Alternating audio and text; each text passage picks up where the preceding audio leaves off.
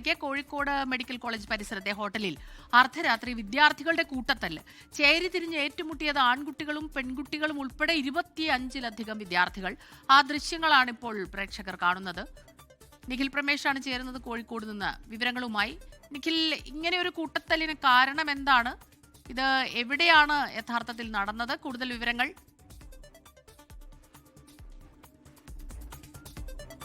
Smitha, Kozhikode medical college അതിന്റെ medical കോളേജിനോട് ചേർന്നുള്ള ഒരു ഹോട്ടലിൽ വെച്ചാണ് ഈ സംഭവം നടക്കുന്നത്. നമുക്ക് ദൃശ്യങ്ങളിൽ തന്നെ കാണാൻ കഴിയും. ഏതാണ്ട് 25ഓളം കുട്ടികളുണ്ട്. അതിൽ ആൺകുട്ടികളും പെൺകുട്ടികളും ഒക്കെ ഉണ്ട്.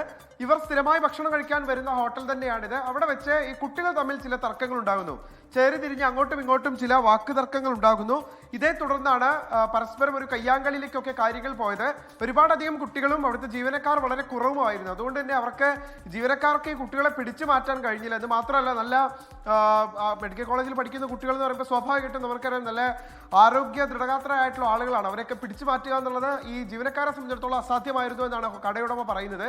അതുകൊണ്ട് തന്നെ ഇവരെ പിടിച്ചു മാറ്റാൻ കഴിഞ്ഞില്ല. അതുകൊണ്ട് തന്നെ ദീർഘനേരം അവിടെ നിന്ന് ഇവർ തർക്കിക്കുന്ന സാഹചര്യം ഉണ്ടായി. എന്താണ് ഈ ഭക്ഷണം കഴിക്കുന്നതിനിടെ തർക്കത്തിലേക്ക് നയിച്ച സാഹചര്യം എന്നുള്ളത് വ്യക്തമല്ല.